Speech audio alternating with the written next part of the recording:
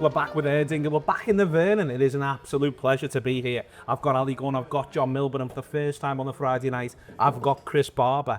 Chris supports Chelsea, which is allowed. You'll have heard him on some of the shows on the certainly. It is allowed, Chris. Someone's got to. That's the way in which it goes from time to time. But you've been doing shows with us for ages, so we brought you down for a pint of Erdinger. You getting on with it? Yeah. Some variety is as far as the life, isn't it? Excellent. Best way to be, yeah. 100%. So we are in the magnificent Vernon. It is one of my favourite pubs. It's one of yours as well. Yeah. So we're very, very pleased to be here. Get down whenever you're in Liverpool and check it out, or over this weekend as well. Chris, I'll start with you. How many points is it going to take to win the league? I really don't know. I think we obviously touched on it a little bit before. I think it's a really tricky question because I'm a bit of a fantasist of like clubs have a thing and they tend to fall back into that thing. I was saying before, I think Maresca's broken this mould at our end of he will outlast opinion of him, and he's gone through that a little bit now, I think, in that, you know, they're still pining for Tuchel and even Conte in certain ways in the ground and stuff, but they very much said he's ours. And I think at your end, I can't remember a summer like this from the Reds. But then, so what happens with it? You know, like, I can't remember there being more than a signing that you're thinking, I can't wait. Torres sticks out, but then again, that was foreshadowed for quite a while, wasn't it, in various armbands and certain other things. And I think you look at the players we brought in and where they come from and the quality and what they're expecting, and the fact that a big player left the summer to a big, they're all new. They all feel quite new to me. So Arsenal seem to have gone and got their square pegs for some square holes. There's a few barn fires kicking about in Manchester, and so I think it's not going to be a dominant season. I don't see where the dominance comes from unless the mould gets broken at Anfield and these players just turn up and have another trajectory of looking for that 100 points and looking for that, like, on paper no one touches you today. Let's put it like, you forget how dominant you were last year, you can then go, well, they've gone and signed one of the best players in the world. They've gone and signed a lad from Frankfurt who seems to just churn out quality players.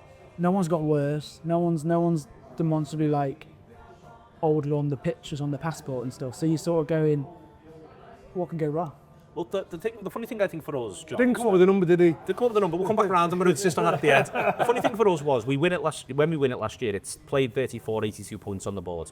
Theoretically, the Reds could have gone on and got 94, but it's worth saying the remaining games were away at Brighton and Chelsea at that point, and they were at home against Arsenal and Crystal Palace. So that doesn't feel like 12 points off the back of last season. But all the way through the season, I was watching the Reds thinking, but they look like 90 points. They look like 90 points. And you sort of lost what that felt like, if you see what I mean, because of the previous seasons, we've seen teams that look like 100 points in Liverpool and City, but they just look like 90 points, Liverpool, and no one else did. And I think being able to perpetuate that energy, I think for Liverpool early in the season all the way through is going to be important, because you want to say to everyone, right, this is where the watermark is. Yeah, I think when you look at the very, very high watermark seasons, were when Man City was setting a pace that only Liverpool could live with, and you ask them, would they have got the 98, 99? I can't remember what the numbers were. Point seasons if Liverpool went at 97. You know, yeah. Don't know numbers now so much, do you, John? and so that's an interesting point. I think when you look at last season was an unusual season. But you don't know what this season's going to bring. I don't know what, for example, Man City have done that corrects a lot of the problems that they had last season. Everybody is saying they will just bounce back because they're Man City, because, and they may well do. We could all be sat here and they're unbeaten by Christmas. You know, that is perfectly plausible. Them also starting next season the way they started last season is equally plausible for everyone. So there's so many unknown factors. United and Tottenham, 16, 17th place teams in our league. The established order of what you can expect is unclear, and I like that Chris sounds a little bit psyched out by what Liverpool have done. I think I'm optimistic about everything that we've done.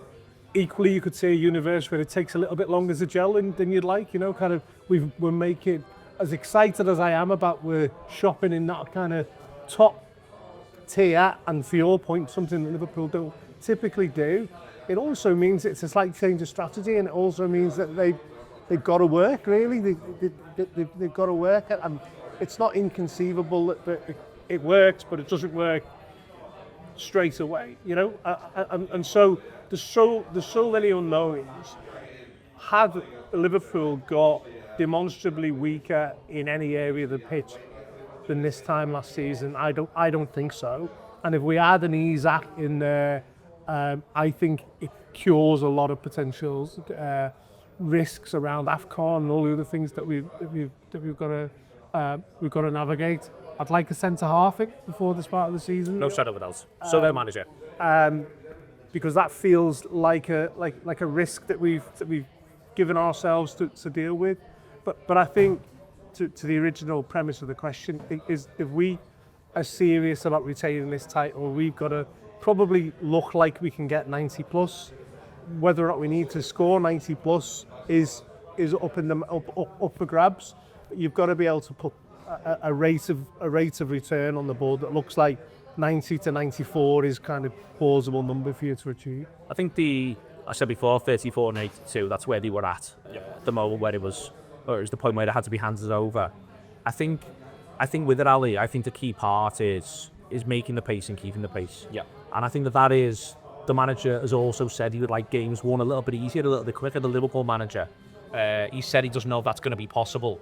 I'm yet again looking at Arsenal, and I think, to me, Arsenal are the building for a fight. And that looked to me like them last season as well. So, you know, I want to be clear. I think they look hard, big, robust. They look physically dominant. Yeah. I just don't know if they quite look yet like they've got that sort of irresistible attacking quality that means that you're scoreboard dominant.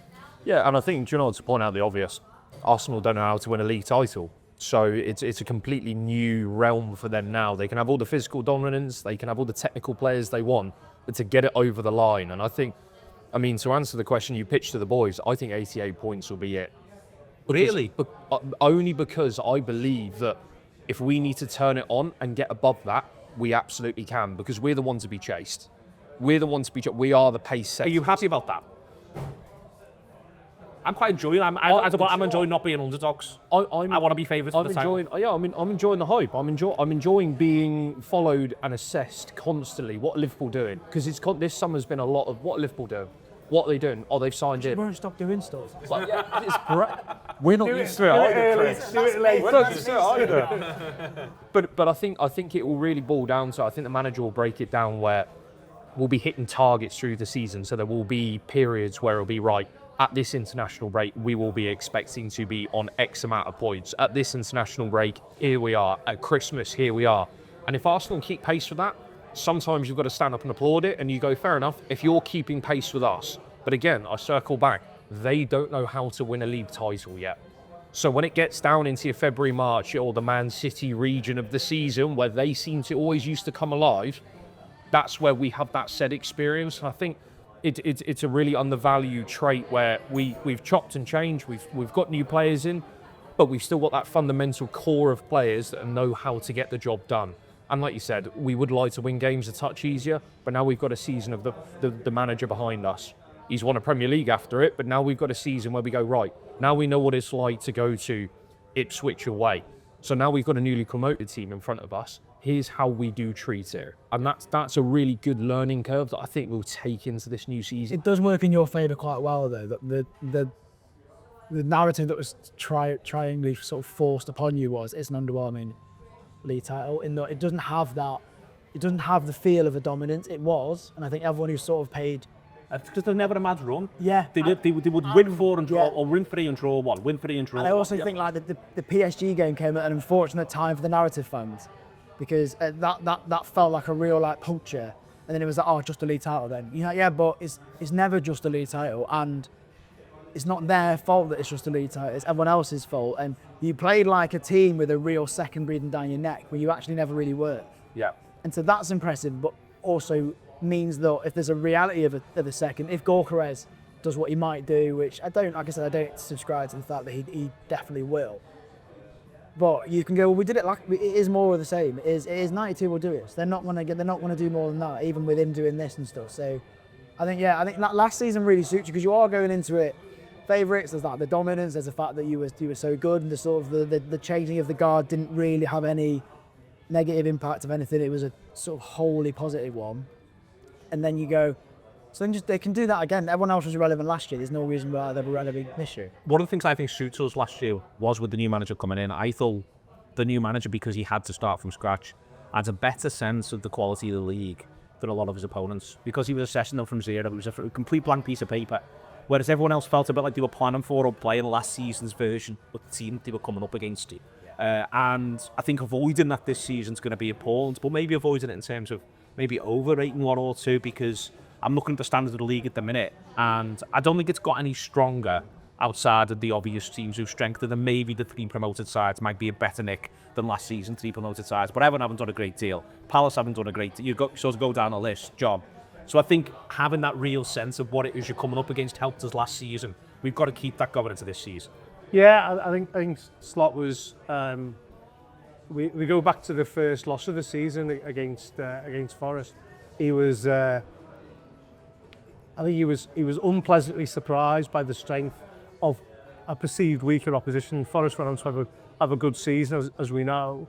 And this point that he made has been repeated on Anfield Wrap throughout last season, is the quality of individual players in even the poorer teams in the league really surprised Slot. And I think there was no complacency from that Forest game on. There was absolutely zero complacency, and I hate the idea of complacency because it suggests you know what's going on in somebody's mind. But what I mean is the performances against the teams who were below us in the league, which was everyone for most of the league, by the way. Never. I live here. We never let up. We never exposed our chin. We never really found ourselves in a situation where we underestimated an opponent.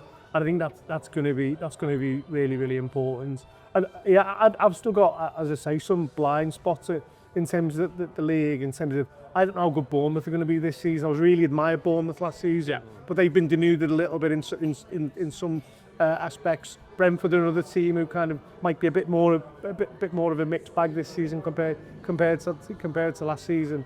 And as I say, I've not really got involved in all the transfer comings and goings, and I'll be interested to see how everybody looks. But it's I think it's hard to predict right now what the top 6 is going to be at Christmas, for example, whereas in previous seasons it's been pretty predictable, hasn't it, in terms of who will be there.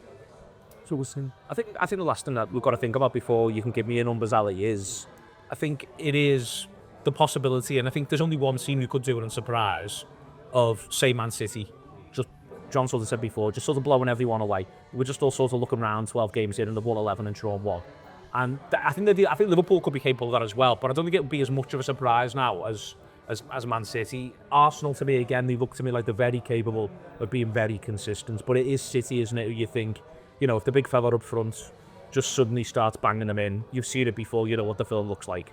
Yeah, and City have had to adapt because they've lost their sort of key creator who has dazzled us for 8 years, and the respect that I have, and I know you have in particular as well, for Kevin De Bruyne is enormous. And now they've had to just change and shift. And you know, I'm watching them at the Club World Cup, that it's not a fair representation of the Man City that's going to be. And I actually think, and Chris and I were talking about it before, that really pre-October may not be a fair representation of the Man City that we'll see, but they have it in them, and they have a manager that knows the script, he knows how to do it, and he knows how to play the game. And we compare it to Arsenal with a manager that doesn't know how to do it and players that don't. And that might be harsh, but unfortunately it's true. It's what Man City are very, very good at doing. I think the thing that we are, and to touch on your point here, the thing that we continue to do at post-Forest last season was the manager always had a level of humility to the opposition. Confidence in us, but it was, this could be the best team in the world we're playing against on Saturday, boys, and it could be Brentford. And that's no disrespect to Brentford, but it is, do not underestimate this team, because they're a fantastic football club and they will play really good football. And if we can continue that and adapt and change how we do things, then you don't have to be erring on what we used to do under Man City, which was we were constantly looking over our shoulder. Yeah. And I'd want to eradicate that from our season this season, where it's a constant, who's behind us? City, fuck it, not again. I want it to be extending that gap. And we spoke about at the end of last season when we were all celebrating of let's push on. And the signings have proved that we want to push on, and how we've sort of fundamentally come together in pre-season has proved how we want to push on. So let's do that. And do you know what? If you want to catch up, come get us.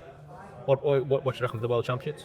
I was about to say, it feels a bit mad to get everyone together to talk about one small country on a globe of, on Chelsea's globe, if you think about it broadly. The globe that Chelsea own, whether we You've got some world champions there who entered a small GOT competition, played in a weird time there when everyone else is knackered, and then lift a big trophy with a key in it. So what? I mean, it feels mad to talk about a small, 20 clubs in one country.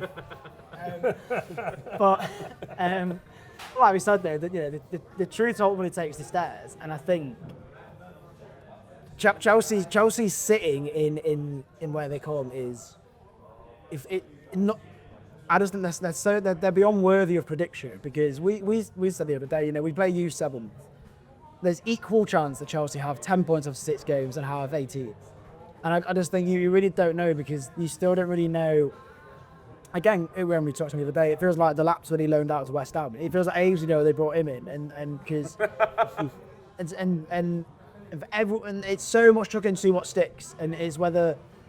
Again, but the reason I said the truth takes the stairs, I don't think it matters who starts well. I think it will come into that post-Christmas positioning of like who can then do it. I always think about Usain Bolt's 100 meters when he would get to 60 and go, go on then, I'll kick on it. And I think this league title is solely down to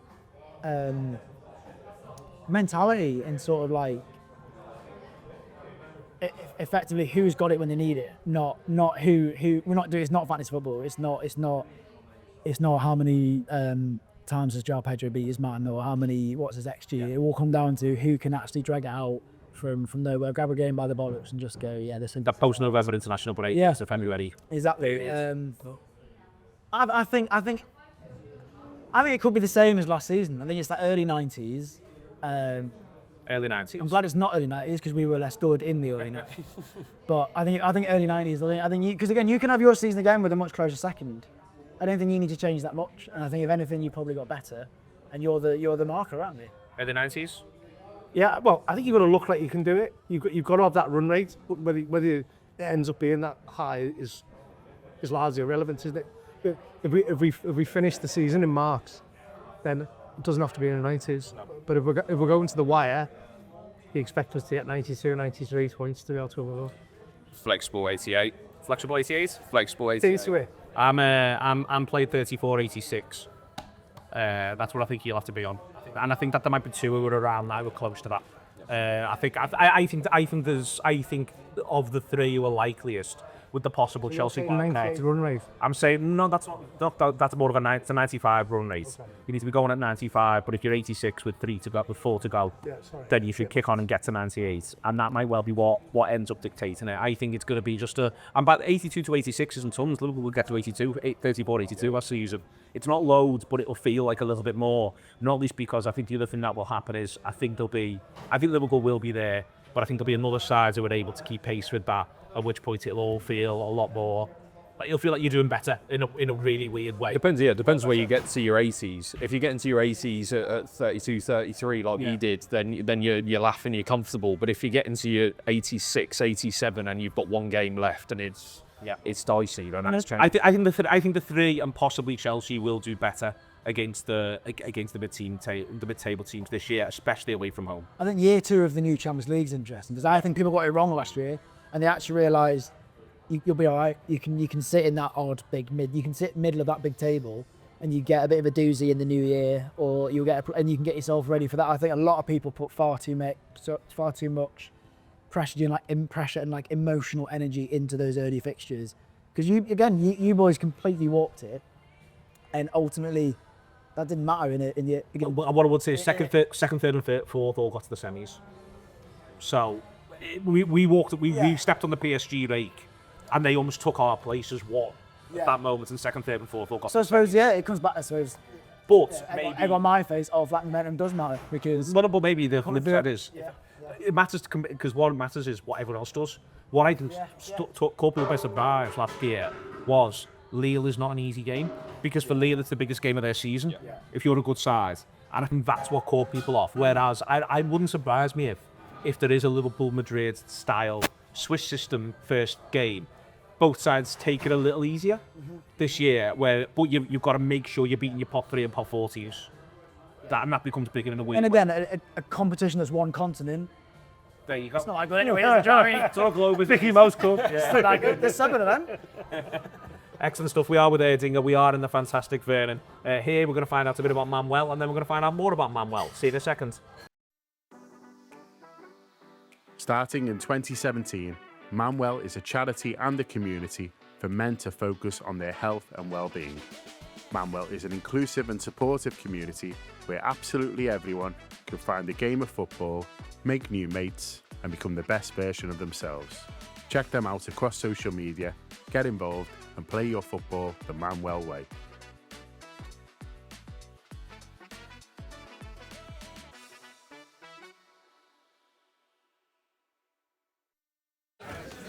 And Erdinger, please.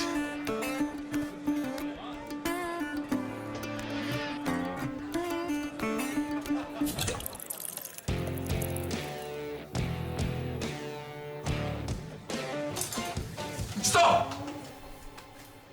Don't forget the best bit.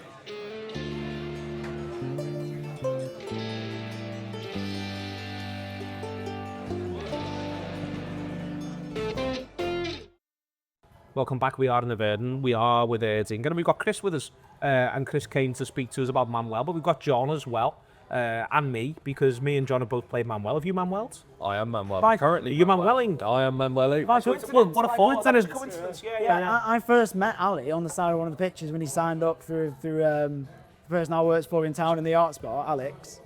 And then saw him on your socials. I was like, oh, that's handsome Ali, I know him.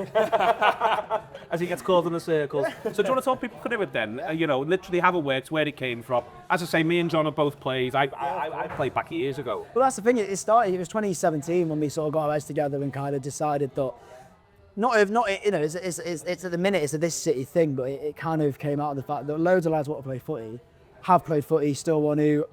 People want to get sort of healthier, more of a community. There hits that point in a lot of people's age where that kind of like dissolves into kind of friends in boxes that workmates and blah blah. And like the amount of games that don't get out of the WhatsApp chat and that sort of gear and stuff. So we got our heads together and kind of decided. Back then it was a weight management settings. It was lose weight, play for your team. Yeah. There was a bottom BMI to sort of get in the mix. And again, just a cool thing, well organised league, but a kickabout. So all good things. And then coming out of lockdown, we effectively were flattened, obviously, as everyone was. We lost our charity discounts at like local settings and things, so kind of had to go again. Got a pitch up in Tiber from Mark there. He's probably a key guy. And what happened, so we got back to Tiber after lockdown. What happened was loads of boys got in touch. He wouldn't have hit our all criteria. He didn't have the age or BMI combination or bottom line. Just like, I can't just play footy. Yeah. So we were like, there's something to do here. There's a need. Go to Chippy, you can play football. Walk an all-inclusive and give me a call. So we were like, we need to diversify, we need to do more. So we split and we have the weight management night at Prescott on a Thursday, which is, last season 250 kilograms lost in like 7 weeks and across 70 odd blokes, which is amazing on an individual level and also sort of accumulatively. But even then, we've broadened that. That's now a BMI plus age. So you can have a BMI of 27 or a combined age and BMI of, I think it's 60. But again, it's there to be got at. It's not. It's just low hanging fruit, and there's no one. We don't say no. If you get in touch. Yeah. And that's where it comes out of. We diversified. So we had the young lads getting in touch. Early 20s, BMI of 7. Just really good footballers.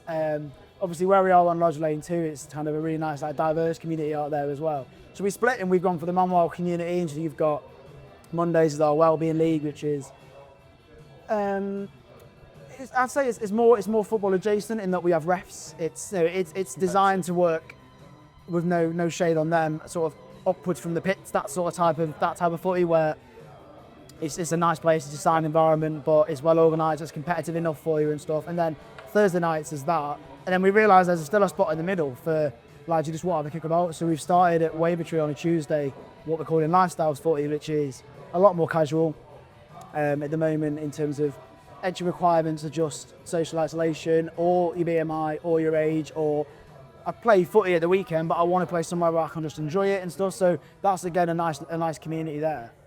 And so it's just across the week. So we've kind of now got a situation where there's a game for anyone. So to sort of cycle back, if someone turns up to a Thursday who that's not enough for them, and not to say Thursdays is you know, I'm knackered on Thursday night. Fucking hell, well, I'm knackered. You know, we can say to you, oh, Tuesday's your bag, or come and have a go on a Monday and stuff. And again, like Ali, so we've now got into weekends. We've now got some 11s teams in various levels across the city because lads like Ali. I mean, Ali's a good example in that it's a genuine coincidence that we met beyond the footy. But you moved up from Pompey, wasn't it, from Portsmouth? I was Southampton based, and then I came here and studied. I mean, you'll upset some of my mates, but that's absolutely fine. But I moved up here from the New Forest to study, and then I got involved through my boss at the time, and he said, come down and play footy. And it started with, as I said, more of a social, communicative aspect, and then there were aspects of, right, we've got competitive leagues here, so Friday night we play 11-a-side, and we play all around sort of the L postcodes and that, and that's where they've got so many sort of facets here within Manwell where we can be a part of a team, no matter age, height, or whatever it is. You are in football experience. Exactly. When I was playing with John, there was people.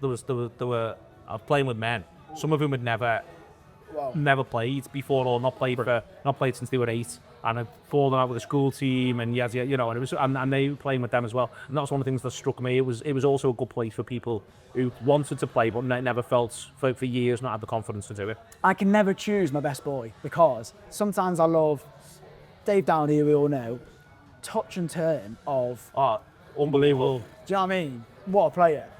And I think I love that he's maybe had a bit of a break from a game, focused on health, got back into it. And then you've got lads like Al moved into the city. You've got lads from different continents, where Chelsea still world champions, but different continents. and they arrive and just through their communities and through sort of like a quick Google search or whatever, find us and stuff. And then you've got like lads who, we do, obviously it's league titles, there's cups, there's medals. Yeah, every now and then you'll pop a medal on someone's neck who's like, you know, 40s, whatever.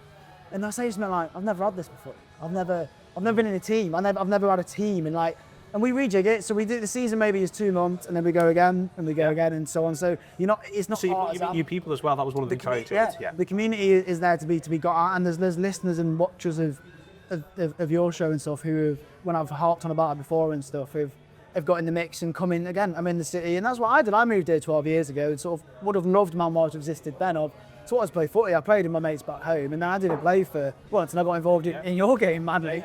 And then to sort of go beyond the footy, we've now got, we were in the Super Mitre before, and the lad there, Andy Roy, he does our hikes at the weekends. We've got our music, because one of the members of the studio, a few boys again, used to play. I'm not even playing with anymore, do you want a jam? They've kind of started a thing. It's become like a community. Like footy is our thing, and that's where we sort of started, and that's kind of probably our like bread and butter and things like that. But the community is bigger than that, and you've got lads spending their spare time together doing things and friendships and all the rest of it. Like I emceed Jack Cotton's wedding, who obviously I met through Manwell and things like that. So like there's really like genuine connections that come out of it, but ultimately it's a nice way to play footy, lose a bit of weight, or meet new people, or broaden your horizons. And my experience with it was really, really interesting, because I think I've never claimed to be a great footballer. I wanted to lose a bit of timber, and it was great from that point of view. But I was coming into contact with men from across the city, people I'd never met before, and you can see that people get to a certain stage in their life, maybe settle down in a relationship, and they lose that contact with other men, or social friendships kind of become a smaller part of their lives. And for these guys, being in a WhatsApp group with team members, checking in on each other, helping each other, like even talking about nutrition and weight with other blokes is not that common a thing to do, and to have a reason to do that, a common purpose, a common goal around that, and seeing lads come out of their shell and really the boost in confidence. And I saw people on that programme who'd been long-term unemployed, or people who very, very socially isolated, not really people who come out of the house very often, and seeing them develop over a 2-3 month period to being the life and soul at the end of the term party or whatever. And everyone's been on the journey, everyone's sort of like they have, you know. And I've got mates from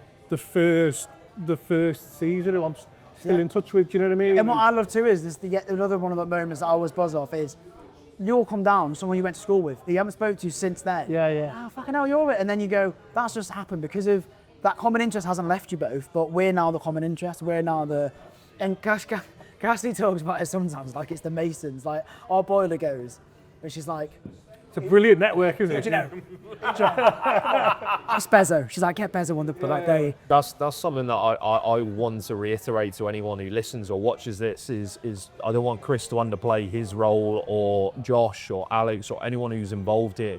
There's lads who come down on a Monday night at the moment where they're injured, they can't play, they haven't got any childcare. They'll come down and watch, and we all have a chat, and we all get involved, and they're all massively included in what we do. And it is as much a kickabout as it is the hiking, as it is that. But the environment that like Chris has created and the boys who are involved with it, what they've created now is people that are comfortable from all backgrounds, everywhere that anyone's come from, that can just join in and actually create a community with one another.